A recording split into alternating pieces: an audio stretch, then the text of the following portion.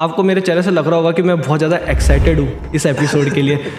जब बात करते हैं गेम्स के बारे में तो एक्साइटमेंट नहीं होगी तो और क्या होगा। कि गेम्स बचपन में सब लोगों ने खेला है, स्पेशली वाइस सिटी तो नाम लेते ही एकदम वो एरा, वो टाइम पीरियड बहुत लोगों के लिए बुरा भी था, कंपनीज के लिए कंपनी शट भी हुई। इंडिया में मतलब फंडिंग इतना बड़ा फैक्टर क्यों है कि बाहर के स्टूडियोज इंडियन स्टूडियोज पे ट्रस्ट नहीं करते। एकदम स्ट्रेट फॉरवर्ड आंसर अगर देना है तो मैं बोलूँगा कि बाहर के स्टूडियोज, बाहर की कंट्रीज ना हमारे कंट्री से गेमिंग में स्पेसिफिकली 5-10 साल आगे है, और तब जाके आज ब्लैक मिथ वुकोंग जैसा गेम बनता है चाइना में, विच प्रॉबेबली लाइक 8-10 हज़ार करोड़ बना लेता है वो game.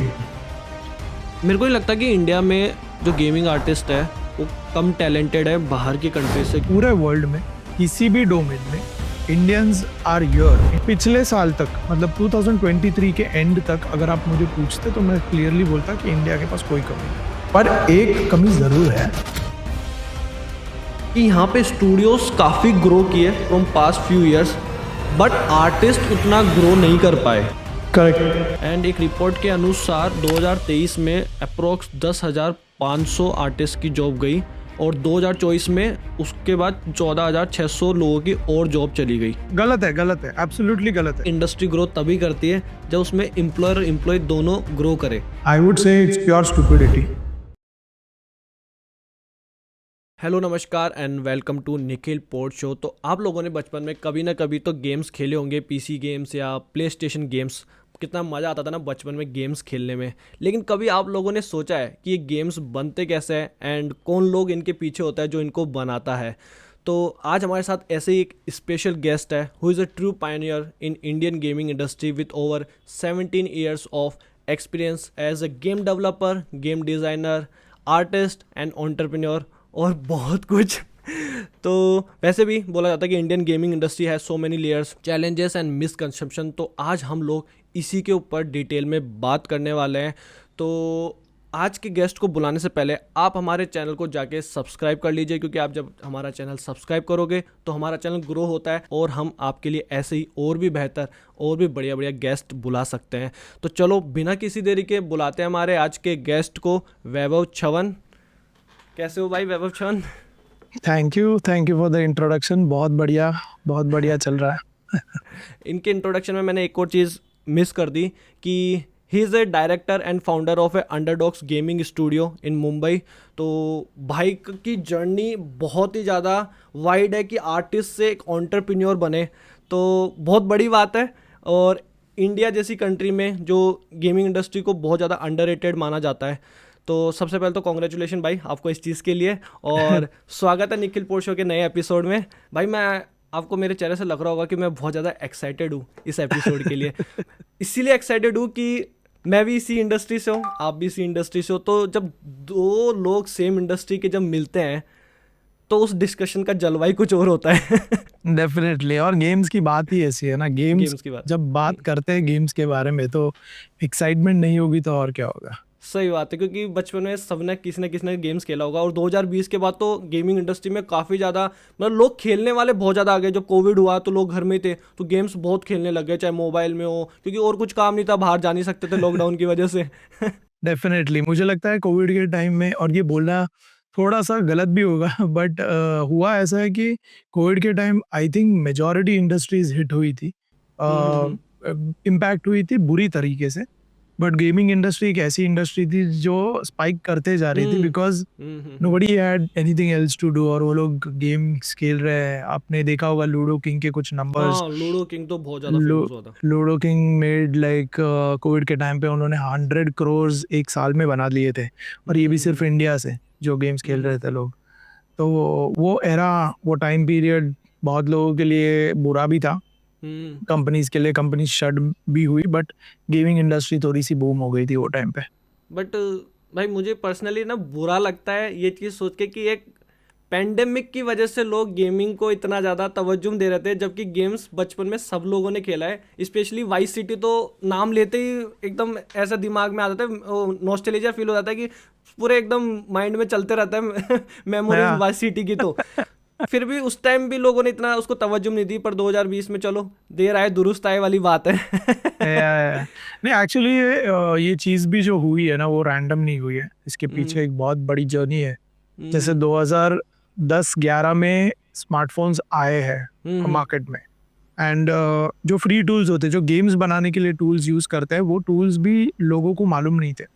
And there was a tool called Unity जो बहुत ही फ्री टूल था, एंड 2011-12 में लोगों ने वो पिक करना स्टार्ट किया बिकॉज वो फ्री था और वो बहुत यूज़र फ्रेंडली था। यूनिटी मैं एक बार बता दूं थोड़ा सा कि यूनिटी एक गेम इंजन है, या और उस पे गेम्स बनाते हैं, जो मोबाइल गेम्स आप लोग खेलते हो ना वो उस पे बनते हैं। हाँ, तो जैसे आप फोटोशॉप यूज़ करते हो इमेज बनाने के लिए, वैसे आप गेम इंजन यूज़ करते हो गेम बनाने के लिए। तो वो सिंपल सा डेफिनेशन है, बट 2011-12 में बहुत लोगों ने यूनिटी पिक किया and then they started building games. तो एक साइड में ऐसा हुआ कि बहुत सारे गेम्स बनने लगे इंडिया में, और दूसरी साइड ऐसा हुआ है कि बहुत सारे कंज्यूमर्स बढ़ने लग गए, और वो हुआ बेसिकली 2015, 16, 17 के टाइम जब पबजी आया। तो लोगों ने गेम्स खेलना चालू किया। इनफैक्ट गेम्स खेलने वालों से ज़्यादा we had an audience who was watching people playing games. तो वो स्ट्रीमर्स जब गेम्स खेलते थे तो इतना इतना बड़ा क्राउड उन्हें देखता था कि वो इवेंचुअली एडॉप्शन ज़्यादा हो गया गेम्स का इंडिया में। हर कोई ट्राई करने लग गया, एंड देन उनके पास भी एक स्टैग्नेंसी पीरियड आ गया था स्ट्रीमर्स के पास कि GTA रोल प्ले खेलेंगे या फिर पबजी खेलेंगे, ये सब दो तीन चीज के गेम्स खेल खेल के एक स्टैग्नेंसी पॉइंट आया, तो उन लोगों ने फिर इंडी गेम्स पिक करना चालू कर दिए। तो भाई सीरियस टॉपिक पे जाने से पहले मैं चाहता हूँ कि आप अपनी जर्नी के बारे में थोड़ा सा बताओ शॉर्ट में, क्योंकि 17 साल बहुत लंबा टाइम होता है। तो आप कैसे इस इंडस्ट्री में आए और कैसे ये सब पॉसिबल हुआ? मैं एक्चुअली कंप्यूटर इंजीनियर हूँ। So I am from a very middle class family, जहाँ पे बड़े बड़े लड़के ने मैकेनिकल इंजीनियरिंग किया है तो छोटे लड़के को कंप्यूटर इंजीनियरिंग में डाल देते हैं। So that kind of journey I had. 2010 भाई में मैंने सेम गेम्स सेम फील कर सकता हूँ। मेरे नहीं, साथ भी ऐसा ही है। ये एक्चुअली मेजॉरिटी मिलेनियल्स के लिए रिलेटेबल है। हम्म, हम लोग उसी से गुजर रहे थे वो टाइम पे, जहाँ पे हमारे प्रीवियस जनरेशन ने रिचनेस नहीं देखी थी। उनके लिए एक ही ऑब्जेक्टिव था कि हमारे बच्चे पढ़ें, बिकॉज उन्हें वो मिला नहीं, राइट। तो उनके लिए जो बोलते हैं ना, richness was only about making their kids and their next generation educated. तो या तो इंजीनियरिंग करो या तो डॉक्टर बनो, that was the only thing, right. So इसके लिए वो बहुत रिलेटेबल है मिलेनियल्स के लिए। हम सब उसी फेज से गुजरे हैं। तो आई डिड दैट। मैं कंप्यूटर इंजीनियरिंग कर ली मैंने 2007 तक, बट 2001 से 2007 जो मैं डिप्लोमा किया मैंने कंप्यूटर टेक्नोलॉजी, और उसके बाद इंजीनियरिंग किया। तो ये 6 साल मैं बहुत रिसर्च कर रहा था about how to get into the industry, क्योंकि किसी को पता नहीं था, कुछ इन्फॉर्मेशन नहीं थी, इंटरनेट नहीं था, वेबसाइट्स ऐसे नहीं थे जहाँ पे आप ऐसे वीडियोस डाल पाए। आप जैसे अभी ये कॉन्वर्सेशन हम कर रहे हैं, कुछ शायद 2-4 लोगों के लिए वो बहुत यूज़फुल, इंसाइटफुल इन्फॉर्मेशन होगी। जैसे मैं खुद यूट्यूब चैनल चला रहा हूँ, and then it has more than 600 videos about game development today. But वो टाइम पे ऐसा कुछ नहीं था, right. So I was just doing my own research. तो मुझे सिर्फ इतना पता चला कि गेम्स में 3D मॉडल्स होते हैं। बाकी मैं कुछ रिसर्च नहीं कर पाया बिकॉज इतनी इन्फॉर्मेशन थी नहीं। तो मैंने बोला कि यार गेम्स में अगर 3D मॉडल्स बन रहे तो 3D मॉडल्स कोई तो बनाता होगा। तो मैंने फिर वो टूल्स सीखना चालू कर दिया, खुद ही सेल्फ लर्न करना चालू किया मैंने, माया, मैक्स और वो सब। एंड मेरा ऑब्जेक्टिव ये था कि मैं किसी तरह अंदर घुस जाऊंगा and then I will figure out the way. हुआ ये कि मुझे ये अलग डोमेन्स जो होते हैं गेमिंग में, जो game design, game art, game pro, ये पता ही नहीं था। पर ये 3D मॉडल की वजह से पता था कि कोई आर्टिस्ट तो होगा, राइट। और मैं ये भी करता था कि मैं फ़ोटोशॉप या पेंट ब्रश पे मैं कैरेक्टर्स बनाता था, पिक्सल बेस्ड, एंड देन मैं उसकी स्टोरी लिखता था कि ये कैरेक्टर ये वर्ल्ड से है। मैं अननोइंगली मैं ये सब चीज़ें भी करता था। और हुआ ये कि मेरा इंजीनियरिंग एग्ज़ाम ख़त्म होते ही मैं the next day I got the an article मैंने पढ़ा इंटरनेट पे that India games was hiring a game designer trainee. तो मैंने अप्लाई किया, मैंने 6 इंटरव्यूज़ दे दिए, आई गॉट सिलेक्टेड। तो मेरा इंजीनियरिंग का एग्ज़ाम लास्ट एक दिन, एंड नेक्स्ट डे मेरा पहला दिन था जॉब का। I didn't take a holiday at all उसके बाद। तो मैंने वो स्टार्ट किया एंड देन वहाँ पे मुझे ट्रेनी गेम डिज़ाइनर जब हायर किया गया, वहाँ पे मुझे एग्ज़ैक्टली पता चला कि गेम डिज़ाइनर क्या होता है और वो करता क्या है। एंड जब मैंने कनेक्ट किए अपने डॉट्स तो मुझे ये पता चला कि यार ये तो मैं एक्चुअली करता था। जो मैं पेंट ब्रश पे कैरेक्टर्स बनाता था, मैं स्टोरीज़ लिखता था। तो गेम डिज़ाइनर आपके ऑडियंस के अंडरस्टैंडिंग के लिए बता दूँ, game designer because design word use होता है उसमें, बहुत लोग कन्फ्यूज़ करते हैं कि गेम डिज़ाइनर मतलब बंदा जो आर्ट बनाता है। ऐसा नहीं होता। Game designer is a person who writes a game. He is the one who designs the game, who writes the game, and everything happens on paper. आप ये पेपर पे कर रहे हो, आप कोई टूल नहीं यूज कर रहे हो, आप वर्ड डॉक्यूमेंट्स यूज कर रहे हो जिसमें आप ये पूरी स्टोरी लिख रहे हो, उस लेवल का प्रोग्रेशन लिख रहे हो। आप एक्सेल शीट्स यूज कर रहे हो जिसमें आप एक्सपी एक्सपी का मैथ बना रहे हो, स्कोरिंग लॉजिक बना रहे हो, ये सारी चीजें आप कर रहे हो। तो गेम डिज़ाइनर बेसिकली 2-3 ही टूल्स यूज़ करता है। एक तो वर्ड डॉक्यूमेंट होता है क्योंकि वो लिखना उसका काम है। एक्सेल शीट्स बिकॉज़ मैथ होता है, उसमें लॉजिक होता है थोड़ा एंड थर्ड इज़ फ़ोटोशॉप क्योंकि मेरे दिमाग का आइडिया मेरे पास है, राइट? इट इज़ मुझे अगर आपको बताना है तो I have to visually show you something. तो मॉक स्क्रीन्स बनाते हैं हम लोग सो दैट मैं ये बता के आपको बताऊँ कि देखो यहाँ से लेवल ऐसा चालू होगा एंड ऑल दैट स्टफ। ये सब मुझे इंडिया गेम से पता चला and then my actual journey started. So India games किया मैंने, फिर गेम्स टू विन किया एंड देन हंगामा किया। So I worked as a trainee game designer to game designer, senior game designer, then game producer. और जब मैं हंगामा में था 2011 में तो हंगामा जैसी बड़ी कंपनी यूजुअली खुद के गेम्स नहीं बनाती। या कोई भी हो बड़ी कंपनी, मेजॉरिटी जो उनका काम होता है ना वो आउटसोर्स होता है। तो हम भी हंगामा में जब भी थे तो we were actually figuring out studios. मैं ये देख रहा था कि कोई स्टूडियो है जो मुंबई में है या पूरे इंडिया में है जो हमें अच्छे क्वालिटी के गेम्स अफोर्डेबल प्राइसेस पे बना के देगा। तो I found it very difficult. और ये 2011 की बात कर रहा हूँ मैं, जब इंडिया में हार्डली 30 से 40 कंपनीज थी गेम्स की, बस ज़्यादा नहीं थी। तो मैं जब ये रिसर्च कर रहा था तो मुझे मिलते ही नहीं थे लोग। तो then I thought to myself, क्योंकि मेरे पास थोड़ा एम्यूनेशन भी था, मेरे पास मेरा एक फ्रेंड भी था जो कोडिंग करता था एंड मेरे पास नेटवर्क था अच्छा खासा बनाया हुआ। So I knew a lot of people knew me because game designers बहुत कम थे वो टाइम पे। आप मानोगे नहीं, 15 से 20 गेम डिज़ाइनर्स थे सिर्फ, जो एक दूसरे को बहुत अच्छे तरीके से जानते भी थे। तो अगर मैं गेम्स टू विन में हूँ और मुझे हंगामा में जाना है तो हंगामा वाला छोड़ के रिलायंस में जाएगा, मैं यहाँ पे जाऊँगा और वो आगे जाएगा। So that used to be the case every time कि वो वहाँ से निकला तो वो पोजीशन एम्प्टी है तो मैं जाऊँगा वहाँ पे। मैंने क्या किया फिर, आई फिगर्ड आउट कि बस गेम्स बनाना तो हम भी कर सकते हैं। So what I decided was to go on the other side of the table and start my own studio purely on the basis of कि मैं गेम्स बनाऊंगा और इनको बेचूंगा। या फिर आप ऐसा बोल सकते हैं कि मैं इन बड़े लोगों के लिए गेम्स बनाऊंगा। सो ये मेरा ऑब्जेक्टिव था। तो मैंने एक छोटे से, बहुत ही छोटे स्पेस में, मेरे फादर की मैकेनिकल वर्कशॉप है तो उसमें मैंने एक 4x4 का एक बक्सा डाल दिया और उसके अंदर मैं, मेरा फ्रेंड, हम 2-3-4 लोग गेम बनाना स्टार्ट कर दिया था हम लोगों ने। तो हम लोग गेम्स टू विन के लिए, ज़पैक के लिए, हंगामा के लिए गेम्स बनाते थे and we used to get paid, like basic contract basis work था वो। और ये किस टाइप के गेम्स होते थे भाई? वो टाइम पे 2011 से 2013 तक वो वेब बेस्ड गेम्स हुआ करते थे, एक्शन स्क्रिप्ट जो फ्लैश यूज करते थे हम लोग, तो फ्लैश में बनाते थे हम लोग। थोड़ा सिंप्लीफाई करो उसको। आप जैसे ज़पैक का वेबसाइट था, आपका पता है आपको? ज़पैक का वेबसाइट था जिसमें एक विंडो में गेम्स आते थे, सिंपल गेम्स होते थे वो। ज़पैक थी, फिर गेम्स टू विन थी, games to win, Miniclip एक बहुत ही बड़ी इंटरनेशनल मिनी क्लिप्स, हाँ। वो जो गेम्स थे, जो ब्राउजर बेस्ड गेम्स थे, वो हम लोग फ्लैश में बनाते थे। वो जो ऐसे कार्टून जैसे थोड़े से कैरेक्टर्स होते हैं, कुछ भी उसमें वो फेस के कुछ भी एक्सप्रेशन होते हैं, गोल गोल सब कुछ ऐसा। करेक्ट। तो वो गेम्स वो टाइम पे बहुत चलते थे, उनका बिजनेस बहुत बड़ा था वो गेम्स का, इन लोगों का। तो we used to make games for them और हम पे, मतलब नॉर्मली पेड एक सर्टन फीस होती थी। रेवेन्यू शेयर का कोई सिस्टम नहीं था उस टाइम पे, बिकॉज दिस वाज लाइक आप काम दो, हम काम करेंगे, आप हमको पैसा दे दो, सिंपल। तो हमने पहले 2-3 साल we made more than 50-60 games for everybody, लोग सबको साथ में पकड़ के।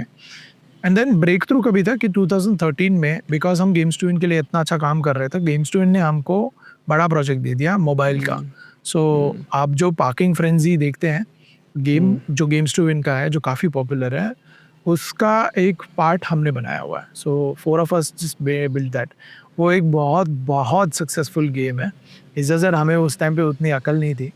लेकिन भाई एक चीज़ मैं बताना चाहूँगा, ये गेम्स आप बता रहे हो कि इतने बड़े नहीं है, पर है ना, सही बताऊँ, इंगेजिंग इतने ज़्यादा होते थे ना, मज़ा इन्हीं को खेलने में सबसे ज़्यादा आता था. मैं आज भी खेलता हूँ कभी कभी, जब बहुत ज़्यादा फ्रस्ट्रेट हो जाता हूँ वर्क वगैरह से लेके, तो मैं देखता हूँ कि किस टाइप के गेम खेले, तो मैं इन्हीं Yeah. वेबसाइट्स को जाता हूँ, जैसे मैनेजमेंट गेम्स हो गए, टाइकून गेम्स हो गए, जो ये वेबसाइट आप जो बता रहे हो, Right. मिनी क्लिप पे मैंने भी खेले. एक गेम करके भी एक वेबसाइट है. Yes. मज़ा बहुत आता है इनको खेलने में. Right. So that happened, and then उसके बाद हम लोगों ने, because हमें experience आ गया था, we started making our own game. So हम लोगों ने छोटे गेम्स बनाए थोड़े, and then 2015 में we made a big game which was Skatelander. Skatelander एक बहुत बड़ा, again हमारा first बड़ा गेम है होगा वो. That game helped us convert this छोटा studio into a bigger, क्या बोल सकते हो आप, एक प्रोफेशनल कंपनी बनाने के लिए हेल्प की, बिकॉज वो गेम 130 कंट्रीज में फीचर हुआ on Apple and Google play store, दोनों जगह पे. And it made big news from India. सारे बड़े इस वेबसाइट्स पे उसका आर्टिकल आया था. That game made us money, fame, popularity, and I started giving talks about it. And तो मेरी भी पर्सनल ब्रांडिंग की जर्नी वहाँ से स्टार्ट हुई. एंड देन इवेंचुअली स्लोली मैंने यूट्यूब चैनल स्टार्ट कर लिया, and I started putting content on free, because मुझे नहीं मिल रहा था वो कंटेंट मेरे टाइम पे, right. So that's the journey. अब तक हम लोगों ने शायद 250 गेम्स बना चुके हैं हम लोग. 250 गेम्स के ऊपर हम लोगों ने गेम बनाया, बाकी लोगों के लिए और हमारे भी. आज के डेट में what we are doing is something absolutely amazing. We are making a game for PlayStation 5 अभी. सो आप स्विच हो गए अब AAA गेम्स में. You, I wouldn't say triple A. Triple A is a big responsibility. Triple A एक बहुत बड़ी चीज़ है. हम उसे मतलब छोटे गेम्स के साथ चिपका नहीं सकते वो वर्ड को. ट्रिपल ए बेसिकली वो गेम होता है जिसकी टीम्स भी बड़ी होती है और जिसकी बजट भी बहुत बड़ा होता है और उसका स्कोप भी बहुत बड़ा होता है. यू कैन से हम लोग इंडी गेम बना रहे हैं, but the visual quality that you'll see in the game is as close as a triple A title.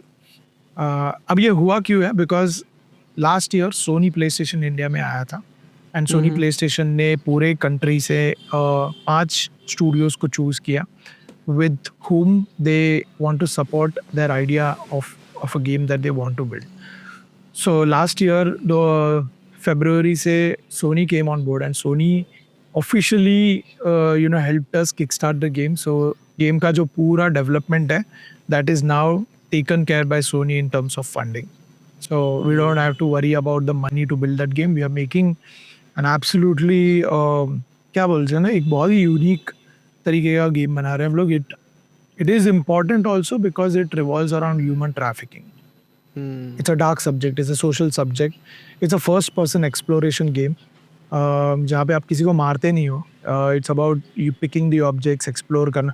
अगर आपने देखा होगा Firewatch, what remains of Edith Finch, dear Esther, gone home, ये सारे गेम्स 2-3 घंटे के इमर्सिव एक्सपीरियंस तरीके के गेम होते हैं, जब where you actually it's kind of a cinema. तो वो तरीके का गेम हम बना रहे हैं. It's in development right now. Mid के बाद, ये साल मिड के बाद will start putting out a lot of marketing content of the game, and then the release date and everything will come out. भाई आपने एक चीज़ बात की कि सोनी इंडिया में आया लास्ट ईयर और आप लोगों को फंडिंग मिली इससे. जो मेरा पर्सनल एक्सपीरियंस है, जो नॉलेज है, उससे मैं ये बोल रहा हूँ कि इंडिया में मतलब फंडिंग इतना बड़ा फैक्टर क्यों है कि बाहर के स्टूडियोज़, बड़े स्टूडियोज़ है जो इंडियन स्टूडियोज़ पे ट्रस्ट नहीं करते, और फंडिंग का एक बहुत ही बड़ा इशू होता है. तो ये चीज़ क्यों है? सी द थिंग इज, बाहर के, मैं आपको एकदम स्ट्रेट फॉरवर्ड आंसर अगर देना है तो मैं बोलूँगा कि बाहर के स्टूडियोज़, बाहर की कंट्रीज़ ना हमारे कंट्री से गेमिंग में स्पेसिफिकली 5-10 साल आगे हैं वो लोग. उन लोगों ने बहुत चीज़ें क्रैक कर चुके हैं वो लोग, और तब जाके आज ब्लैक मिथ वुकोंग जैसा गेम बनता है चाइना में, विच प्रॉबेबली लाइक 8-10 हज़ार करोड़ बना लेता है वो गेम, सिर्फ एक गेम, राइट? वो होता है ये बिकॉज उसके पहले बहुत लोगों ने घटिया गेम्स बना चुके हैं. They have burned their hands, they have learned things and they have gone to this level जहाँ पे आज वो लोग बहुत बढ़िया गेम्स बनाते हैं. हाँ, इंडिया थोड़े पीछे है. इंडिया अभी वो स्टेज पे जो भी वो एक्सपेरिमेंटेशन कर रहे थे. आपका जो क्वेश्चन है उसका आंसर ये है कि अभी तक है ना, ऐसी कोई केस स्टडी बनी नहीं है इंडिया में. ऐसा कोई बड़ा गेम इंडिया से निकला नहीं है जिसके चलते वीसीज को या इन्वेस्टर्स को बिलीफ हो स्टूडियोज पे. आपने ज्यादातर फेल्ड स्टोरीज ही सुनी होंगी कि कोई किसी ने बड़ा गेम चूज किया है बनाना, पर वो बन ही नहीं रहा है, वो चले जा रहा है. उन्होंने 8-10 मिलियन डॉलर फूंक दिए और गेम आया नहीं है. ऐसे आपको स्टोरीज बहुत मिलेंगे, बट आपको सक्सेसफुल स्टोरीज आप गिनती कर सकते हो अपनी उंगलियों पे, इतने हैं, है ही नहीं. एक गेम अगर मैं नाम लूं तो सिर्फ राजी था जो बना एंड जो कंसोल्स पे गया. अब उसके नंबर्स भी डिसेंट है, बट इंडिया के लिए वो सक्सेस स्टोरी है. और हम उसे डिनाई नहीं कर सकते. It's a success story for India. मेरे को नहीं लगता कि इंडिया में जो गेमिंग आर्टिस्ट है वो कम टैलेंटेड है बाहर की कंट्रीज से, क्योंकि अगर आप देखो बाहर की कंट्रीज के स्टूडियोज कम जो वर्क देते हैं आउटसोर्स इंडिया बहुत ज़्यादा करता है, और इंडिया के आर्टिस्ट बहुत ही ज़्यादा टैलेंटेड है.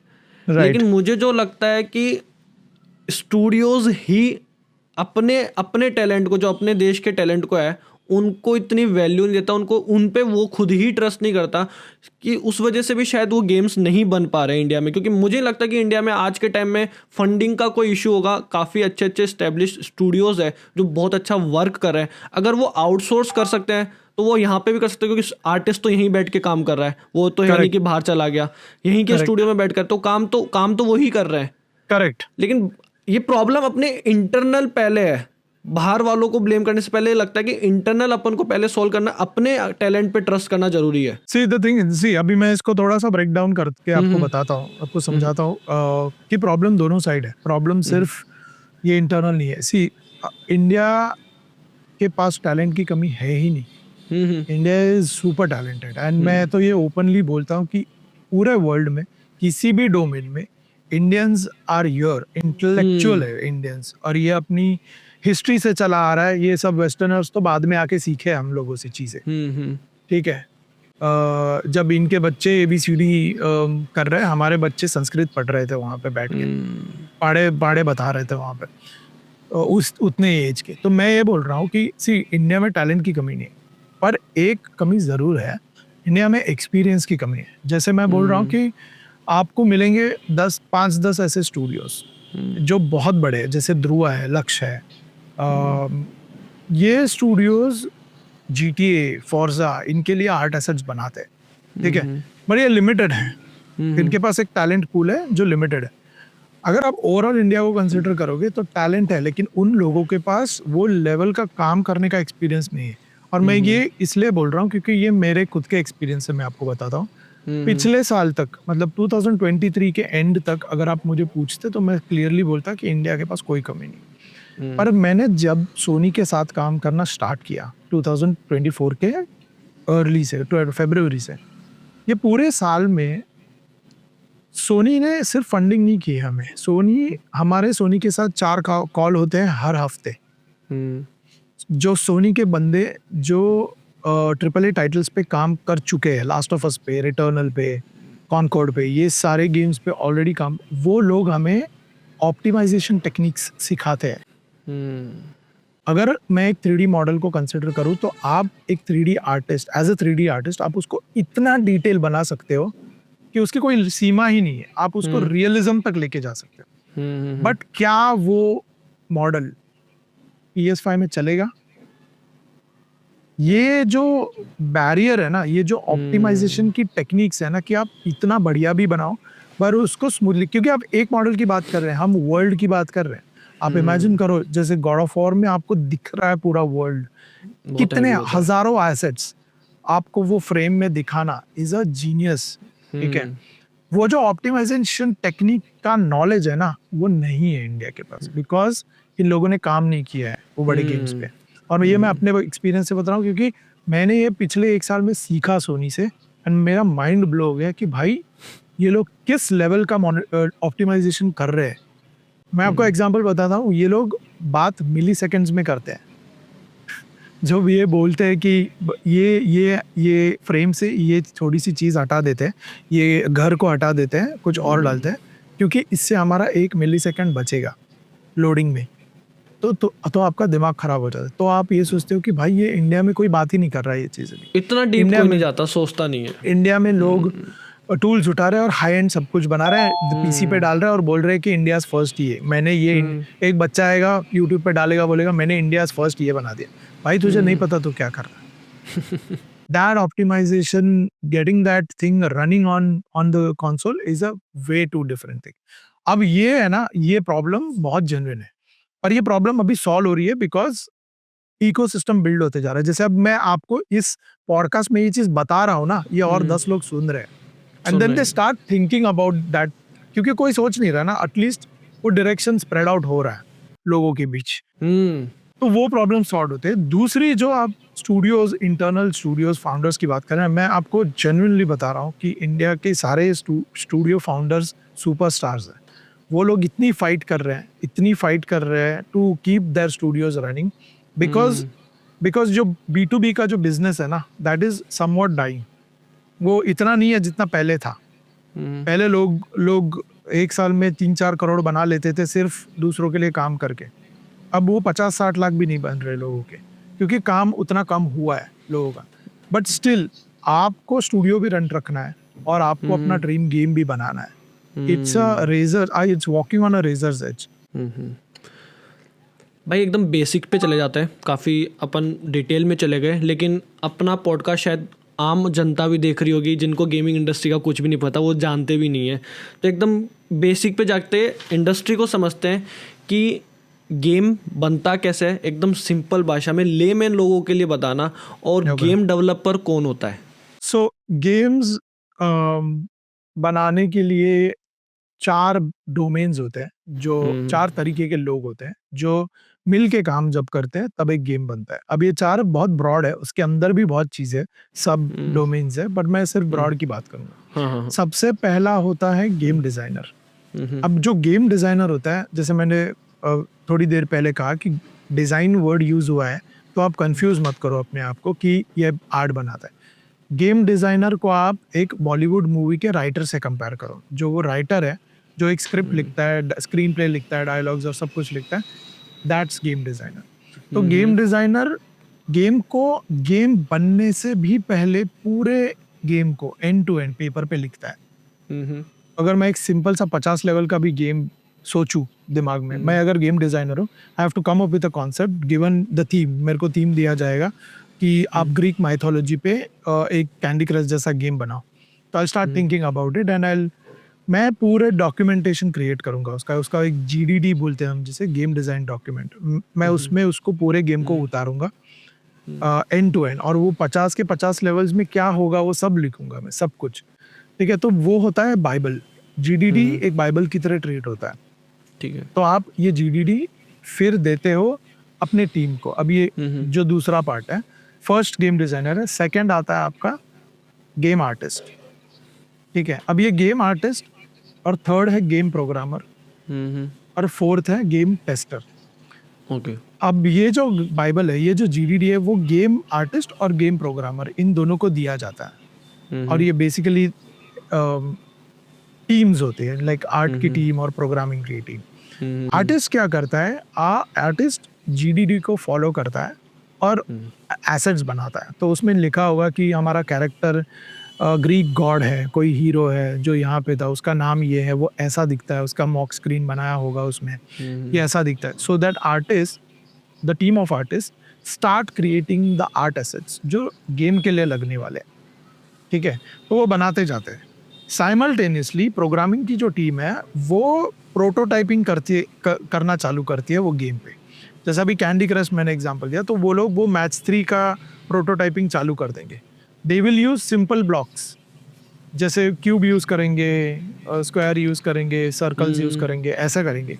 आर्ट को इग्नोर करेंगे, पर वो पूरे गेम को बनाना चालू कर देंगे। तो ये पैरेलली चलती है दोनों चीज़ें, आर्ट और प्रोग्रामिंग टीम में ये चलती जाती है। और जब जब ऐसा फील होता है पूरे टीम को कि okay now we should integrate, तो वो आर्ट एसेट्स प्रोग्रामर को दिए जाते हैं, तो वो रिप्लेस करते जाता है। जहाँ जहाँ उसने प्लेस होल्डर्स यूज करते हैं वो यूज करते जाता है उस पूरे आर्ट को। प्रोग्रामर यूज करता है गेम इंजन। तो अब एग्जांपल के लिए अगर मैं अनरियल यूज कर रहा हूँ, तो एज अ प्रोग्रामर मैं अनरियल में पूरा गेम बनाते जाऊंगा, और यहाँ पे मेरे आर्ट की टीम कैरेक्टर बना रही है, उसके रनिंग एनिमेशंस बना रही है, उसके जंपिंग एनिमेशन जैसे जैसे फिनिश हो रहे हैं मैं उसको लेके मेरे कैरेक्टर पे डालता जा रहा हूँ। और इवेंचुअली आइटरेशन प्रोसेस इतना चलता है कि आप अल्फा स्टेज तक पहुंचते हो, जहाँ पे आपके पास थोड़े लिमिट का आर्ट एसेट्स होता है पर गेम प्ले रेडी होता है, and then you start play testing it. ठीक है, और ये आइटरेशन चलते जाता है कि अल्फा स्टेज निकल जाती है, फिर बीटा, फिर गोल्ड। गोल्ड मतलब फिनिश होता है आपका गेम। ठीक है, जब ये बीटा पे पहुंचता है, अल्फा या बीटा पे, तो गेम टेस्टर की एंट्री होती है, end game tester basically start testing the bugs in the game. तो वो सारे सॉल्व करना चालू करता है। फिर ये तीनों और चारों लोग एक साथ काम करना चालू करते हैं। तो गेम टेस्टर एक बग ढूंढेगा, 4 बग ढूंढेगा, वो ये तीनों को बताएगा। फिर game designer figure out, prioritize कराएगा वो बग्स को, क्योंकि गेम डिजाइनर गेम लिखने के बाद एज अ मैनेजर काम करता है उस गेम पे।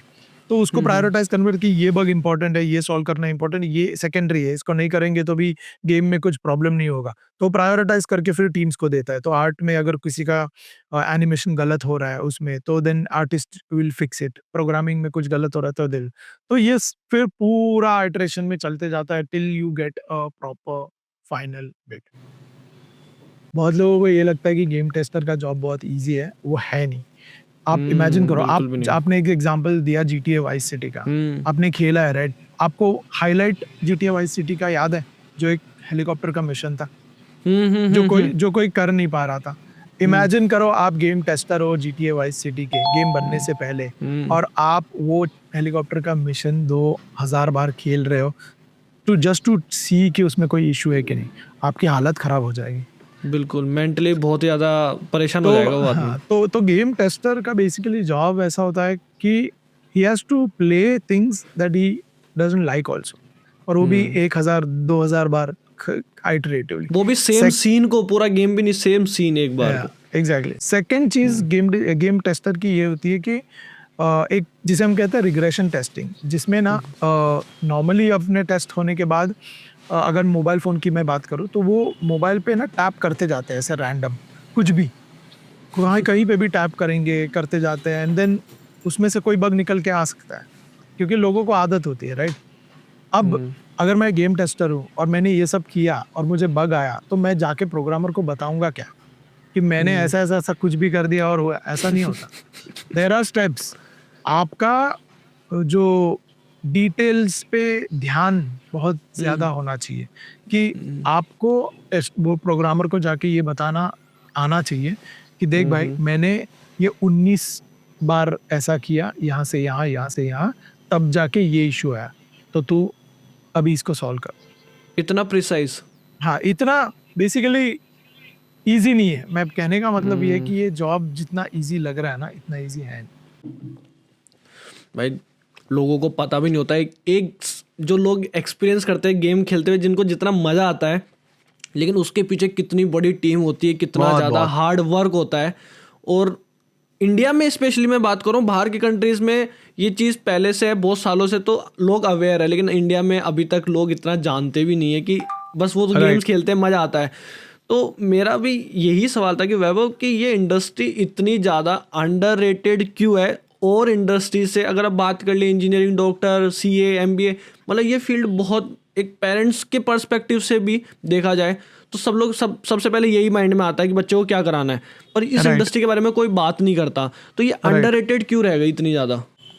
मैं बोलूँगा कि ये सिचुएशन चेंज हो रही है थोड़ी। पहले इनफैक्ट मैंने 2007 में गेमिंग में एंट्री की और my family was not happy at all. मतलब जनरली उनको पता ही नहीं है ये बंदा क्या कर रहा है। अभी सिचुएशन चेंज हुई है, और मैं ये इसलिए बोल रहा हूँ बिकॉज मैं लोगों से बात करता हूँ, मेरे यूट्यूब थ्रू मैं बहुत सारे पेरेंट्स से भी बात करता हूँ। Now they are very open to this field. ये 5-10 पहले 5-10 साल पहले ये सिचुएशन बहुत बुरी थी जहाँ पे gaming was not considered as a career, पर वो एक फेज ही है इन द सेंस आप किसी भी इंडस्ट्री को देख लो, उसका जो इनिशियल फेज होता है वही फेज चल रहा था ये इंडस्ट्री का। जैसे आप 70s में टेक्सटाइल्स मिल्स बहुत चलते थे एंड लोगों को उसी में काम करना होता था, राइट। इंजीनियरिंग लेट 80s में बहुत पॉपुलराइज हुआ है, बट उसके पहले भी लोगों को वही यही डर था जो आज गेमिंग के लिए है। पर अगर आपने देखा होगा पिछले 2-3 सालों में इंडियन गवर्नमेंट ने इतना दखल देना स्टार्ट किया है गेमिंग में कि आने वाले 2-4 साल में you will see big changes, right from the educational system to a lot of subsidies and funds that or grants that government would provide for gaming. One of the reasons is जब आप gaming का revenue देखते हो आपके पूरे GDP में, जब आप गेमिंग का रेवेन्यू देखते हो तो gaming last year Indian gaming industry made रफली around $2.6 billion in revenue, right. अब गवर्नमेंट को ये भी दिख रहा है कि majority of that money that is made from gaming has gone outside India, क्योंकि पबजी है, फ्री फायर है, ये गेम्स ज़्यादा पैसे बना रहे हैं, राइट। पर बना रहे हैं बाहर वाले लोग और पैसा भी वही लेके जा रहे हैं। That is one of the core reasons that government has understood that potential है इस इंडस्ट्री में, and let's start building an ecosystem internally so that our own companies can make these games and bring this money within the company, so within the country, because वो stigma, वो myth तो निकल गया है कि India में पैसे नहीं बनते।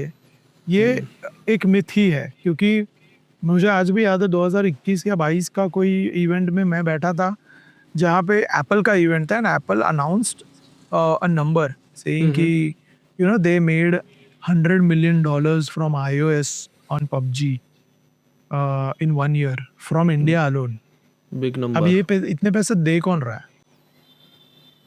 मतलब एपेटाइट तो है ना, लोगों को पैसा डालना है, पर आप बनाओ तो सही अच्छी चीजें, लोग करेंगे, अडॉप्ट कर लेंगे धीरे धीरे, एकदम से नहीं होगा, but we'll see that change. But ये career wise it has changed for sure. So Vaibhav, अपन ने अभी तक जो भी बात की काफ़ी प्रोफेशनल लेवल पे जाके बात करी एंड आपका भी काफ़ी ज़्यादा एक्सपीरियंस है, आप एक स्टूडियो के डायरेक्टर फाउंडर हो। सो मैं चाहता हूँ कि अपन एक स्टेप डाउन होके एक आर्टिस्ट के पीओवी पे जाके बात करें, आर्टिस्ट के पर्सपेक्टिव से बात करें कि मुझे जो लगता है एक रीज़न ये भी हो सकता है कि इंडस्ट्री इतनी ज़्यादा अंडररेटेड हो गई, क्योंकि एक इंडस्ट्री तभी ही ग्रो करती है जब उसमें उसका एम्प्लॉयर और एम्प्लॉय टुगेदर साथ में ग्रो करे। लेकिन मुझे लगता है कि गेमिंग इंडस्ट्री में, मतलब gaming industry, Indian gaming industry की बात कर रहा हूँ, कि यहाँ पे स्टूडियोज़ काफ़ी ग्रो किए from past few years, but artist उतना ग्रो नहीं कर पाए। करेक्ट। सो मैं चाहता हूँ कि आप ये बताओ कि ये ऐसा क्यों है, क्योंकि आप अगर देखोगे एक इंजीनियर अगर इंडिया में काम करता है 5 साल 6 साल काम करेगा, उसको कहीं ना कहीं अब्रॉड जॉब मिल जाएगी या उसका पैकेज बहुत ज़्यादा अच्छा होगा, लेकिन इंडियन आर्टिस्ट उतना ग्रो नहीं कर पाया। और इंडियन आर्टिस्ट अगर देखो, सब लोगों का एक मोटिव है, कोई सी भी फील्ड में काम करो पैसा कमाएगा, कोई समाज सेवा करने नहीं बैठा, राइट। लेकिन अगर वो आर्टिस्ट ग्रो नहीं करा और कंपनीज, आपने बोला कि काफ़ी ज़्यादा ग्रो की, एक टाइम में बहुत ज़्यादा प्रॉफिट कमा रही थी, तो वो आर्टिस्ट क्यों नहीं ग्रो किया और इस वजह से शायद ये इंडस्ट्री ग्रो नहीं हो पाई? क्या आपको भी लगता है ये आर्टिस्ट के पर्सपेक्टिव से? मुझे ऐसा लगता है कि इसमें दोनों का भी फॉल्ट है, ठीक, and I will justify that to you. The thing is, ऐसा कोई भी ऐसी केस नहीं है, और हो सकती है, मुझे नहीं पता, 2% 3% of the companies in India might do this purposely, but ऐसी सिचुएशन नहीं है कि कोई किसी को एक्सप्लॉइट कर रहा है, ठीक है। आज के डेट में ना, अभी like I know hundreds of artists who are amazing, who work in India, but वो फ्रीलांस नॉटी डॉग के लिए भी काम करते हैं, because there is a demand, ठीक है। अब ग्राउंड लेवल से अगर मैं बोलूँ ना, तो सबसे पहला प्रॉब्लम यह है कि इंडिया में बहुत आर्टिस्ट बिल्ड हो गए, बहुत ज़्यादा। अम, तो जितना अगर आप डिमांड एंड सप्लाई को कंसिडर करोगे ना, तो मुझे अगर आप आज भी बोलोगे कि अगले 10 दिन में तो मुझे 10 अच्छे आर्टिस्ट ढूंढ के दिखा और 10 अनरियल इंजन प्रोग्रामर्स ढूंढ के दिखा, मैं आपको 2 दिन में 10 क्या मैं 50 बढ़िया आर्टिस्ट आपको ढूंढ के दिखा सकता हूँ। बट मुझे महीना लग जाएगा, 2 महीने लग जाएंगे, 3 महीने लग जाएंगे 10 अच्छे अनरियल इंजन के डेवलपर्स ढूंढने के लिए। जहाँ पे डिमांड है उधर उधर पैसा बढ़ ही जाता है इवेंचुअली, क्योंकि हर किसी को अपने अपने सिस्टम को इंटैक्ट रखना उनके लिए मैंडेटरी है। जैसे इफ यू आप सीधा सीधा कंपेयर करो कि मेरे पास अगर 2-4 आर्टिस्ट है जिसमें से दो का डिमांड, सडन डिमांड ये है कि मुझे डबल सैलरी चाहिए, वर्सेस 2 है जो इक्वल अमाउंट ऑफ काम कर रहे हैं, सेम क्वालिटी सेम चीज, बट वो मुझे हाफ में करके दे रहे हैं। सेंसिबल आदमी, कोई भी सेंसिबल आदमी वो यही चूज करेगा जो उसके कंपनी के लिए इफेक्टिव हो।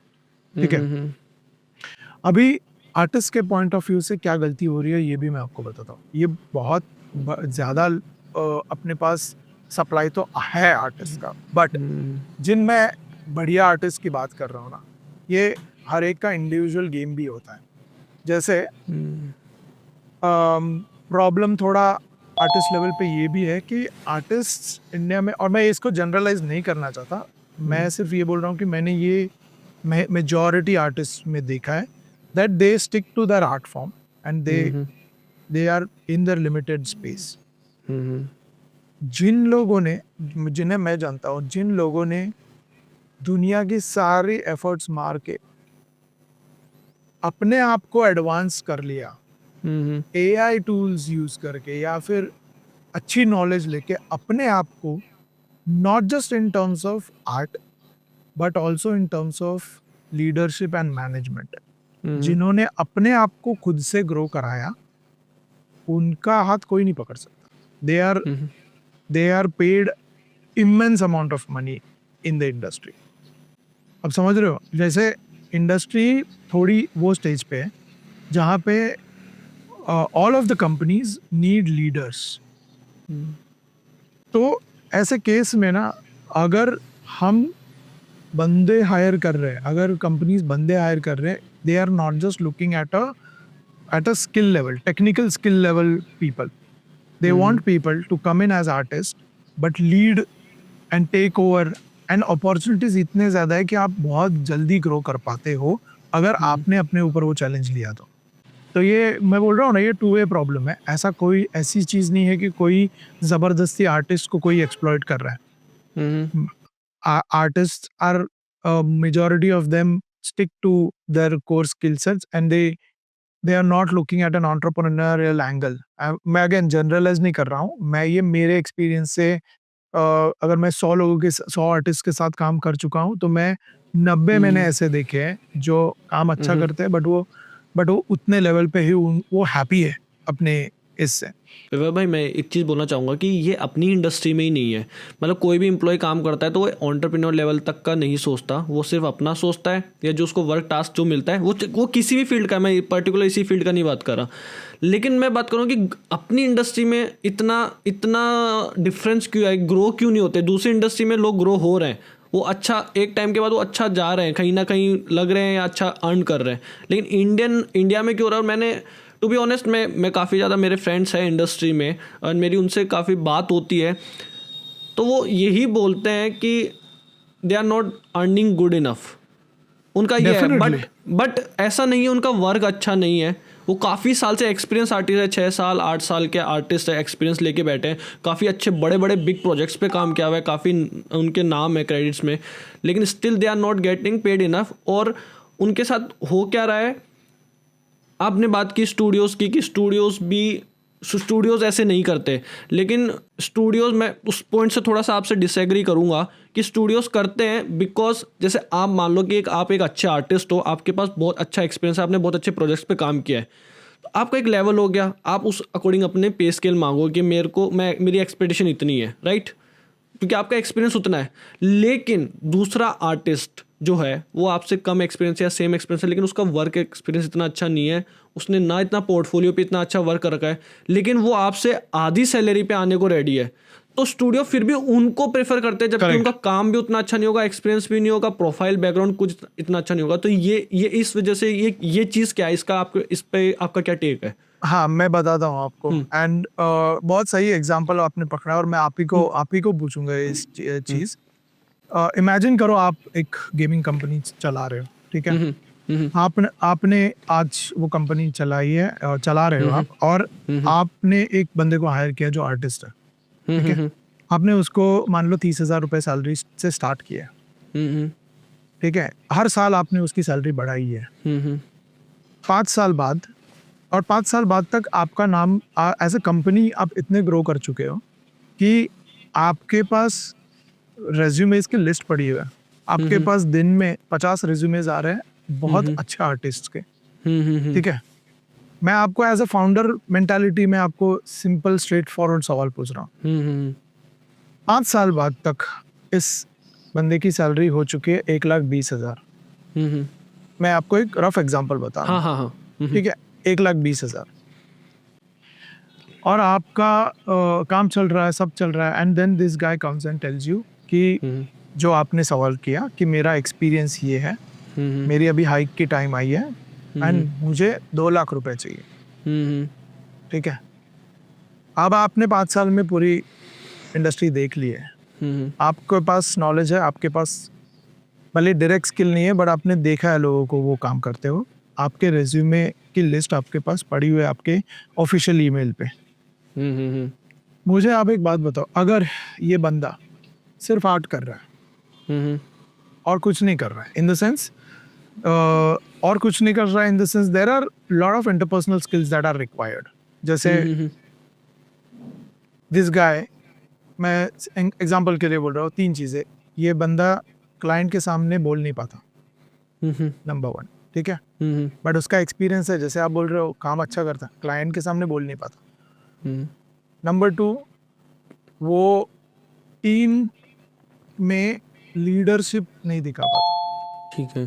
ठीक है? नंबर 3 कि जब जब रिक्वायर्ड हो कंपनी के लिए एक्स्ट्रा टाइम डालना थोड़ा बहुत, वो नहीं, वो इज स्ट्रिक्ट टू कि मैं यहाँ इतने बजे बैग लेके निकलने ही वाला हूँ, ठीक है? ये 3 चीज़ें हैं उसमें, और वो आज आके आपको बोलता है कि मेरे को 2 लाख रुपए सैलरी दे, ठीक है?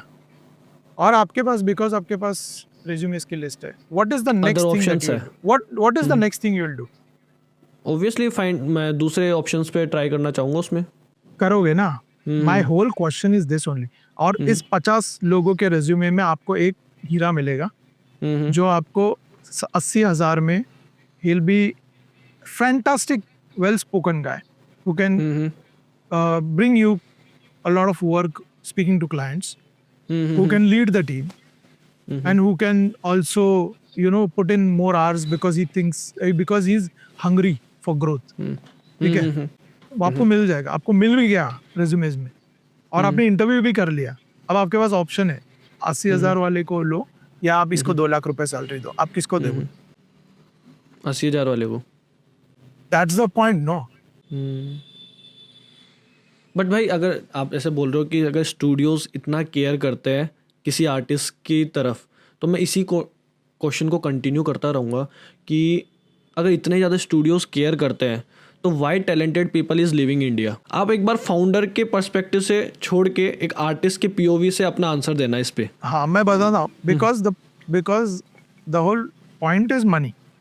वो हम डिनाई नहीं कर सकते। पैसा, डेफिनेटली पैसा बाहर ज़्यादा मिल रहा है, यहाँ पे कम मिल रहा है, तो it's a no brainer for anybody जिसके पास 2 अपॉर्चुनिटीज है और जिसके पास खुली अपॉर्चुनिटी है और वो बैंडविड्थ है कि मैं बाहर जाके काम कर सकता हूँ, मेरा family and that all these things, मेरे को I am okay with that. बाहर मुझे जहाँ पे $100,000 मिल रहे हैं साल के, यहाँ पे मेरे को 30-40 लाख रुपए मिल रहे हैं अगर, तो मैं डेफिनेटली जाऊँगा। एंड वो जाना गलत भी नहीं है कि हर बंदा इंडिविजुअल है ना, उसकी ग्रोथ भी उसको मैटर करती है, उसको चाहिए ज़्यादा पैसे कमाना, तो he should go and he should go, right? He will go and he should go.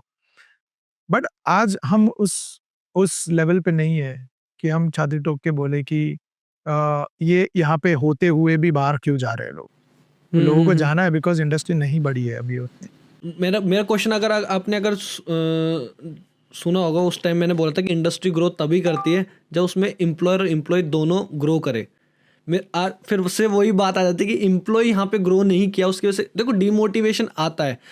अगर स्टूडियोज टैलेंट को वैल्यू नहीं देगा, उसको उतनी रेस्पेक्ट नहीं देगा, तो इंडिया में अच्छे गेम्स कैसे बनेंगे और इंडस्ट्री ग्रो कैसे करेगी? फिर ये तो फिर वही लूप चलता रहेगा, ये लूप चलता रहेगा ना.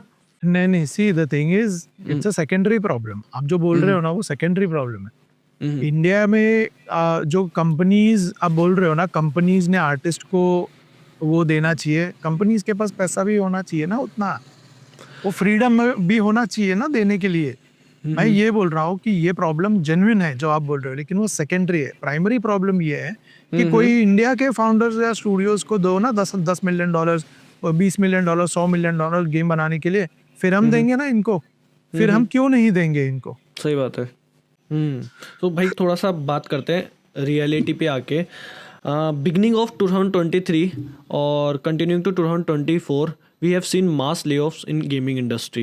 एंड एक रिपोर्ट के अनुसार 2023 में अप्रोक्स 10,500 आर्टिस्ट की जॉब गई और 2024 में उसके बाद 14,600 लोगों की और जॉब चली गई. गेमिंग इंडस्ट्री की बात कर रहा हूँ. So why this happen in gaming industry? क्या ये मार्केट अनस्टेबल है इसकी वजह से, या कुछ और है इसकी पिक्चर? मुझे I would say it's pure stupidity. मतलब आपने ये सारे न्यूज़ देखे होंगे. 99% of these news are outside India. और बड़े स्टूडियोज में, सारे बड़े स्टूडियोज हैं जितने भी है उतने. वन ऑफ द बिगेस्ट, जिसे हम बोलते हैं ना, one of the biggest flaws ये चीज होने के लिए is wrong, absolutely wrong management and over scoping of the game. ठीक है, तो मैं आपको ग्राउंड लेवल से बताता हूँ. जब हम लोग जब मैं भी और 2-3 ऐसे यूट्यूबर्स भी हैं जो गेम डेवलपमेंट के बारे में बात करते हैं, राइट. तो जब हम बात करते हैं तो हम जब इंडी गेम बनाने की बातें करते हैं कि suppose you want to make an indie game, the very first tip that we give you is stick to your scope. Like for example, आपने डिसाइड किया कि मैं एक घंटे का एक स्टोरी गेम बनाऊंगा. ठीक है, होता ये है कि जब आप डेवलपमेंट में घुसते हो तो आपको और 50 आइडियाज आते हैं और आप वो ऐड करते जाते हो. आपका इनिशियल प्लान था 3 महीने में मैं एक घंटे का गेम बनाऊंगा, एक story based game. But because of ये 50 आइडिया और योर एबिलिटी टू नॉट से नो टू इट, आपने उसमें 50 और काम ऐड करवा दिए खुद ही अननोइंगली. आपका काम 3 महीने से 10 महीने तक खींच गया और आप ना कभी गेम बना पाए, ना गेम रिलीज कर पाए, कुछ नहीं हो पाया. ठीक है, ये बहुत कोर प्रॉब्लम है. ये छोटे इंडिविजुअल एक बंदे से भी ये प्रॉब्लम चालू होती है. तो स्कोपिंग है ना, ये इतना बड़ा फैक्टर है कि वो लोगों की जिंदगी खराब कर सकता है. बहुत ऐसे बड़े स्टूडियोज हैं जो बाहर के स्टूडियोज हैं जिन्होंने अपने स्कोपिंग की, मतलब they've spoiled it completely. They keep on, and it happens usually because of a lot of factors. One of that could be, creative differences between the core management teams. है ना, मैं जो बोल रहा हूँ ना, stupidity is because people keep their product egos above the company a lot of times. आपने ये देखा होगा कि क्रिएटिव बंदे होते हैं ना, जो भी, उनके लिए बहुत डिफिकल्ट होता है अपना आइडिया कचरे के डिब्बे में डालना. जिद्दी होते हैं वो. हाँ, जिस दिन आप ये सीख जाते हो ना, ये प्रोडक्ट ईगो को पैरों तले कुचलना सीख जाते हो ना, तभी आप ग्रो कर पाओगे. आपके पास आइडिया है, ज़रूरी नहीं है कि वो आइडिया दुनिया का सबसे बेस्ट आइडिया है. किसी के लिए वो कचरा आइडिया हो सकता है. सही बात है. सो मैनेजमेंट, कोर मैनेजमेंट में यूजुअली बड़े लेवल पे ये प्रॉब्लम, क्रिएटिव डिफरेंसेस की प्रॉब्लम बहुत होती है. एंड अपने एक दूसरे के चीज़ें संभालने के चक्कर में स्कोपिंग बढ़ जाता है. दे स्कोपिंग बढ़ जाता है, सब कुछ बढ़ जाता है, टाइमलाइंस बढ़ जाता है, काम ज़्यादा बिल्डअप होता है, तो ये लोग बल्क में हायरिंग कर लेते हैं, फिर हम्म ये नहीं सोचते कि ये गेम खत्म होने के बाद क्या करेंगे।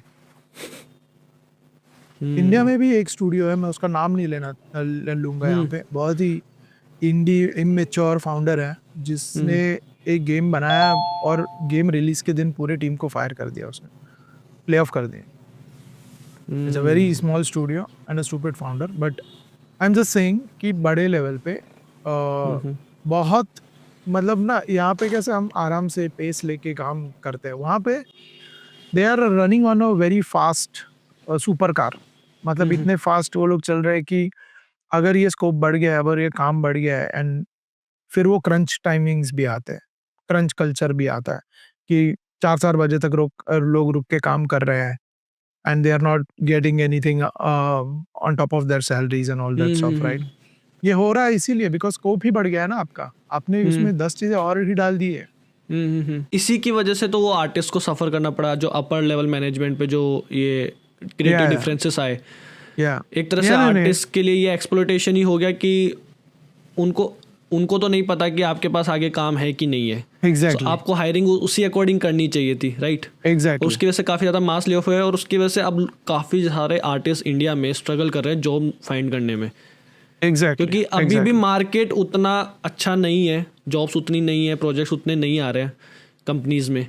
सो अब वो आर्टिस्ट घर बैठे हैं, अब वो ऐसी सिचुएशन में क्या करे। ये तो ये बहुत चीज़ गलत, ये गलत गलत हुई है बहुत ये ज़्यादा अभी। गलत ही है, ये गलत ही है। तो वैभव भाई, आपको क्या लगता है कि ये चीज़ कब तक चलेगी? क्योंकि कोई भी वर्किंग प्रोफेशनल लाइफ में आता है, चाहे कोई अदर फील्ड में हो, तो एक एज के बाद वो चाहता है कि उसकी लाइफ में फाइनेंशियली स्टेबिलिटी आए। लेकिन अगर अपने इंडियन स्टूडियोज़ ऐसे करते रहेंगे कि एक प्रोजेक्ट पे काम किया है फिर उसको ले ऑफ कर दिया, तो आर्टिस्ट ऐसे तो फ्रस्ट्रेट हो जाएगा कि उसको पोर्टफोलियो भी बनाना है, उसको टेस्ट भी देना है, उसको इंटरव्यू भी या देना है, फिर थोड़े टाइम के लिए उसको जॉब मिलेगी, फिर वो जॉब लेस हो जाएगा, फिर से वही साइकिल उसका रिपीट होगा।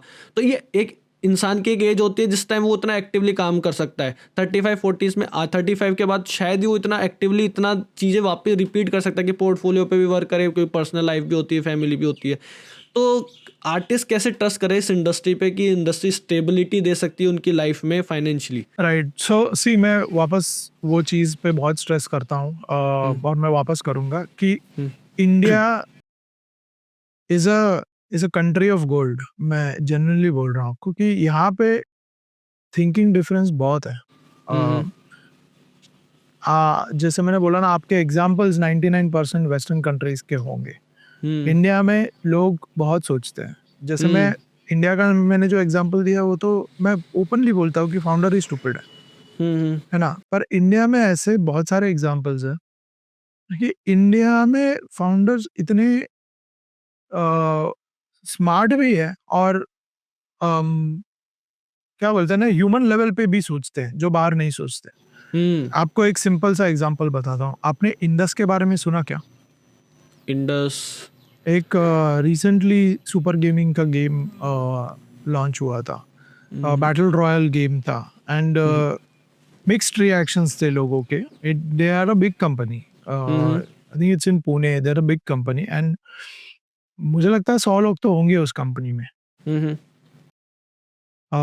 And they worked on that game for 3 to 4 years now, and थोड़ा उन्होंने जब भी वो गेम को लॉन्च किया, majority they got negative feedback on the game for whatever reasons. वो गलती किसकी भी हो, I just hmm wish them luck, like they bounce back from that. But इस चीज को अभी 6-7 महीने हो चुके हैं, हम्म ठीक है, and that's the only game that they were working on.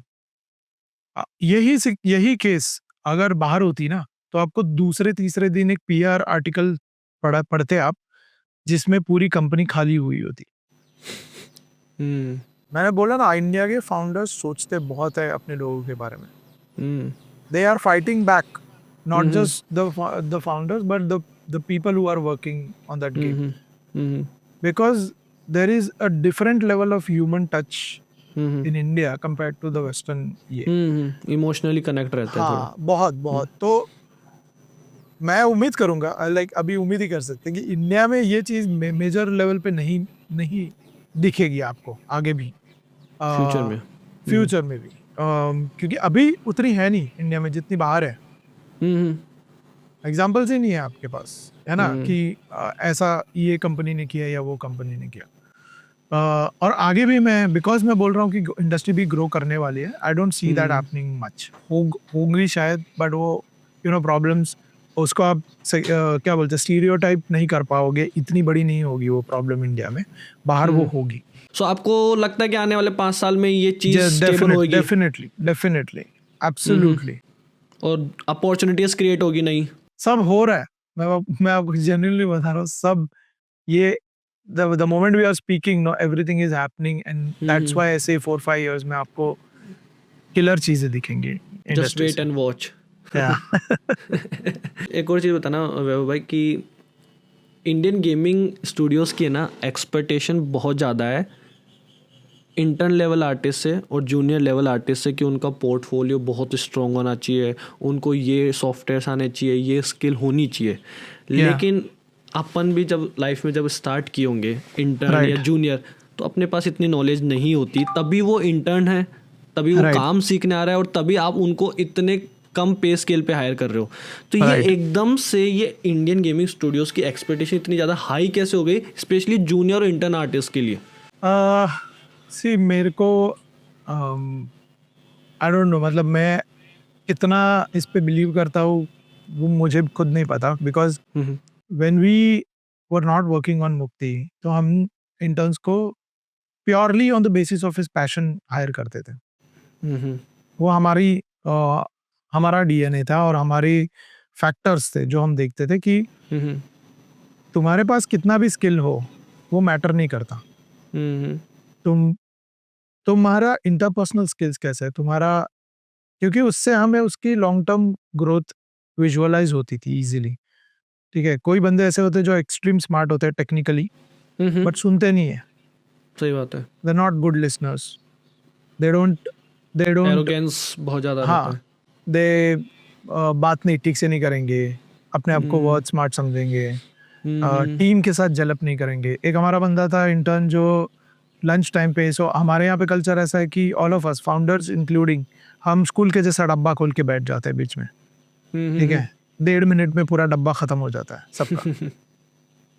ये बंदा स्पेसिफिकली, अकेला बंदा कॉर्नर में अकेला लंच करता था फॉर नो रीजन उसके कुछ होंगे, बट मैं उनके साथ जल नहीं कर पाता। So for me he is not a long term guy. Maybe he can be introvert. He can be, but then the culture, the work setup is such that the founders are eager to listen to you, to share problems, to talk to you, to improve you, for Yes. your growth, है ना। वो हमारा culture है। अब ये हमारा setup था। अब मुझे ऐसा लगता है इंटर्न्स के केस में एक प्रॉब्लम ये भी होती है, और मैं ये नहीं बोल रहा हूँ कि गलती इंटर्न्स की है, जो आप बोल रहे हो डेफिनेटली होता होगा इंडस्ट्री में। I am not really aware of that, because जैसे मैंने कहा कि मैंने उतने कॉन्वर्सेशंस किए नहीं, ये डेफिनेटली होता होगा कि इंटर्न्स से, and I trust you on that, because शायद हो रहा है ये चीज़ कि एक्चुअली इसको बोलने के पीछे का रीज़न ऐसा है कि मैं नाम नहीं ले सकता हूँ पॉडकास्ट पे, मैंने किसी का इंटरव्यू देखा था और इंडस्ट्री से काफ़ी अच्छा नाम है। और उन्होंने इंटरव्यू में ये चीज़ बोली थी। सो मेरे को तब शौक लगा कि यार इंटर्न है या जूनियर आर्टिस्ट है, अपन ये पे भी लेके देखे तो यार अपन कितना ही जानते होंगे, वो सीखने आ रहा है, उसी के लिए आप उसको कम पे कर रहे हो। तो ये एक्सपेक्टेशन इतना होना सही है या गलत है ना? absolutely गलत है, absolutely गलत है। सी मैं वही बोल रहा हूँ ना कि मेरे हिसाब से, अगर आप क्वेश्चन मुझे पूछ रहे हो तो मैं आपको मेरे हिसाब से आंसर करूंगा कि टेक्निकल स्किल्स की एक्सपेक्टेशंस मेरे लिए कुछ नहीं है। मतलब मेरे लिए वो बेस लेवल, अगर तू गेम डिजाइनर बनना चाहता है, तो बस लिंगोस पता है तुझे, गेम मैकेनिक क्या है, गेम प्ले क्या है, fine with me. You can write stuff, you can communicate, fine with me, बस हो गया, तू आ जा। That's what my attitude is, but I will straight away reject you where I see flaws in your interpersonal skills. मेरे expectations interpersonal skills पे होते हैं, टेक्निकल स्किल्स पे नहीं होते, क्योंकि इंटरपर्सनल स्किल्स आपको किसी कॉलेज में नहीं सिखाए जाते। और हम लोग ये नहीं एक्सपेक्ट कर रहे कि तुम्हें ये आना चाहिए, टेक्निकली वो आना चाहिए, C++ आना, कुछ नहीं। You should be a good listener, you should be passionate, you should be driven to work, ये सारी चीज़ें, यू शुड बी हम्बल कि सामने वाला हम्म क्या बोल रहा है, वो कुछ बोल रहा है, उसका 20 साल का एक्सपीरियंस है, इसके लिए बोल रहा है ना। हम्म ये चीजें मेरे लिए वो है, सेक्रेड है बहुत। मैं सीधा रिजेक्ट कर दूंगा अगर तुझे ये नहीं आ रहा है तो, है हम्म ना। इंटर्न्स के केस में और एक मुझे ऐसा लगता है ना कि इंटर्न्स थोड़े से मिसगाइडेड है। मतलब जो लोगों को इंटर्नशिप करनी है ना, उसने किसी भी हाल में करनी है, करनी चाहिए, ठीक हम्म है। क्योंकि internship is a sweetest and shortest way to get started in the industry, yes yes yes, है ना। और आई हो एग्री। सकता है लोग मुझे गलत बोले, पर मैं प्रमोट करता हूँ क्लियरली। और hmm I can justify that, I can sit and have a conversation with anybody who is against this. मैं बोलूंगा हम्म अनपेड भी इंटर्नशिप है ना, you hmm should just do it. क्यों बोलता था? क्योंकि उसकी ब्यूटी है एक अलग।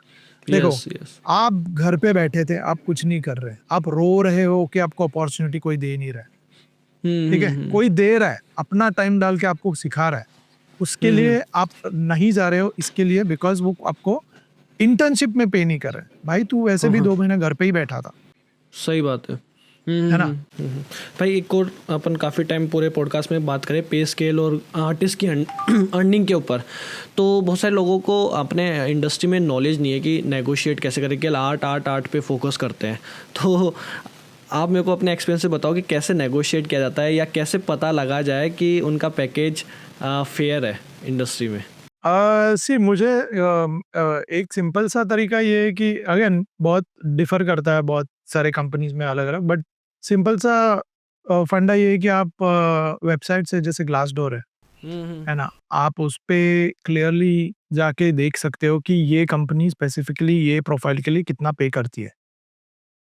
और आप रिस्पेक्टिव वो कंपनीज में जिधर आप जा रहे हो, उधर आपके एक्सपीरियंस के हिसाब से। और ऐसा भी नहीं होना चाहिए, वो अनफेयर है कि आप समझो 50,000 बना रहे हो अभी, और आप जाके सीधा 2 लाख मांगोगे, कोई नहीं देगा आपको इतना बड़ा सही बात है। हाइक, है ना। आपका हाइक रफली अराउंड 15% से लेके 50% तक हो सकता है, जो भी है वो एनुअल पे आपके। ओके, सो वैभव भाई, मैं आपको तो काफ़ी ज़्यादा एक्सपीरियंस है, हायरिंग भी करते हो, तो मैं 5 ऐसी पोजीशंस के नाम लूँगा, आप उसका पे स्केल रेंज बता देना कि इंडिया की current market, current industry standard क्या चल रहे हैं। तो जूनियर आर्टिस्ट। जूनियर आर्टिस्ट आपको रफली अराउंड 25 से 35 के बीच में, 25-35K पर मंथ में मिल जाएगा। मतलब मतलब ये वो सैलरी टाइम पे देगी, ऑफर करेगी हाँ कंपनी। देते हैं, हाँ। बट अगेन आप, मैं जो ये नंबर बता रहा हूँ ना, वो 90% ऑफ एवरेज कंपनीज को पकड़ लो। 10% बहुत बड़ी कंपनीज हैं जिनका आप मान के चलो कि ज्यादा होगा। ठीक है। और mid artist, main artist, mid mid mid level, mid artist आप पकड़ो 60-70K तक जा सकता एंड सीनियर। है। सीनियर वी, हमारे अब we are having 1.5 lakhs per month। Senior हाँ सीनियर। And leads. लीड्स का जो कॉन्सेप्ट है ना, अगेन आई फील वो चीज़ बहुत मिस आउट करते हैं आर्टिस्ट, जो मैं बोल रहा था कि मैनेजमेंट लीडरशिप की हाँ हाँ क्वालिटीज। हाँ हाँ। अगर आप वो हो ना, तो आप इजीली 2 के ऊपर बना सकते हो। And supervisor. There is, I don't think there is such position at least in gaming. वो VFX और उसमें बहुत होते हैं ये ओके पोजीशंस, ओके। जो मुझे इतनी आइडिया नहीं है। बट इसके भी ऊपर की मैं आपको बताता हूँ कि अगर आप लीड वीड कर रहे हो तो आप 2-2.5 के बीच में बना सकते हो। बट इसके ऊपर तो आप सीधा फाउंडिंग टीम ही बन जाओ। मतलब सही बात है। आपकी उतनी कैपेबिलिटी है, मतलब कि आप किसी के, तो आप अपॉर्चुनिटीज इस तरीके से ढूंढो कि आप कोई कोर टीम, छोटे स्टूडियो के कोर टीम में आप सेटल हो जाओ। जैसे कोई creative director of a studio, या फिर मान लो you know studio head, game studio head, ये सब चीजें। आई थिंक अगर आप लीडरशिप तक पहुंच ही गए हो and you are making to, probably you will end up making ESOPs या equity in that company, अगर आप वो जंप कर सके तो वो स्मार्ट खेलना भी आना चाहिए उस तरीके से। सही बात है। So Vaibhav, let's wrap this podcast today. And Yeah. बहुत ही अच्छी अच्छी कॉन्वर्सेशन हुई इस पॉडकास्ट पे। एंड मैं तो पर्सनली चाहता हूँ कि ऐसे और भी पॉडकास्ट बनने चाहिए अपनी इंडियन गेमिंग इंडस्ट्री के लिए, जिससे लोगों को नॉलेज मिले। आज ही अपने पास प्लेटफॉर्म है, इतनी ज़्यादा फैसिलिटी है कि अपन ये पॉडकास्ट के थ्रू बहुत सारे लोगों को नॉलेज दे सकते हैं। आपने जैसे पहले या बताया कि पहले के टाइम तो कोई करता नहीं था, इतना जानता भी नहीं राइट था। राइट सो और भी लोगों को ऐसा स्टेप लेना चाहिए इंडियन गेमिंग इंडस्ट्री से लिए कि ये कम्युनिटी है, आर्टिस्ट खुद कम्युनिटी बना के इसको ग्रो करेंगे, तभी ये ग्रो होगा। एंड राइट बहुत मज़ा आया, बहुत अच्छे अच्छे टॉपिक्स पे बात की, एग्री डिसएग्री सब हुए, अच्छे अच्छे पॉइंट्स डिसएग्री अच्छे अच्छे पॉइंट डिस्कस किए। एंड आपको कैसा लगा ये पॉडकास्ट करके? मुझे मज़ा आया। डेफिनेटली ये चीज़ें होनी चाहिए, और स्पेशली आपके ऑडियंस के लिए जो ये पॉडकास्ट देखने वाली है। आई ओपनिंग कॉन्वर्सेशन थी ये पूरी। हाँ, वही गेमिंग इंडस्ट्री बहुत फास्ट ग्रो कर रही है, और अगर आपको और इन्फॉर्मेशन चाहिए और नॉलेज चाहिए about the game development side, industry side, मैं खुद यूट्यूब चैनल चलाता हूँ। आप प्लीज़ उसका लिंक डाल दो नीचे। ज़रूर ज़रूर भाई, मैंने आपका नाम भी रफली, बता दो यूट्यूब चैनल का, क्या नाम है? मेरा ही नाम है, वैभव चौहान ही है, बाकी कुछ नहीं है। बट आप वैभव चौहान अंडरडॉग्स डालोगे तो आपको भर भर के वीडियोस मिल जाएंगे, एवरीथिंग अबाउट द इंडस्ट्री। 600 से ऊपर वीडियोस है। एंड रिसेंटली रिसेंटली मैंने एक बहुत बड़ा आईपी स्टार्ट किया है, which is called as great Indian gaming podcast, which is specifically a podcast with the founders और the people from the gaming industry, Indian gaming industry.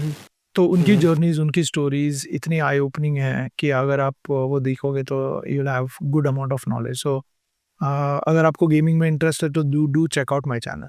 Sure sure sure, मैं आपका link, gaming channel का आपका link description में डाल दूंगा। And Vaibhav, thank you so much for joining us today and sharing your insightful information and giving so much value, और आपका valuable time दिया आपने, सबसे बड़ी बात तो यही है। तो थैंक यू। आपके कोई भी इनके डाउट्स होंगे वो कमेंट्स में लोग पूछ ही लेंगे, या फिर मैं आपका डेफिनेटली। इंस्टाग्राम हैंडल और आपके जो कॉन्टैक्ट डिटेल्स है, यूट्यूब चैनल है, वो डिस्क्रिप्शन में डाल दूंगा, तो आप लोग जाके वैभव से डायरेक्ट भी पूछ सकते हो, कोई भी अभी भी डाउट रह गए हो।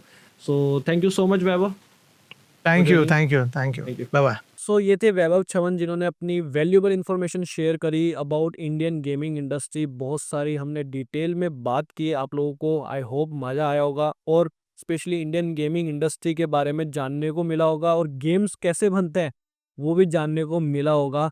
तो प्लीज़ इस पॉडकास्ट को ज़्यादा से ज़्यादा लोगों को शेयर करो, एंड इस पॉडकास्ट को जाके लाइक कर दो। और मैं पॉडकास्ट की रील्स अपने इंस्टाग्राम हैंडल्स पे डालता हूँ, तो आप वहाँ पे जाके मेरे को फॉलो कर लेना। यहाँ पे इंस्टाग्राम हैंडल मेरा डाल दूंगा, जिससे आपको कम टाइम में एक शॉर्ट रील में ज़्यादा इन्फॉर्मेशन मिल जाएगी। और please Nikhil pod show channel को जाके सब्सक्राइब करो, क्योंकि आप जब सब्सक्राइब करते हो तो चैनल ग्रो होता है और हमको भी मोटिवेशन बनी रहती है। Till then bye bye.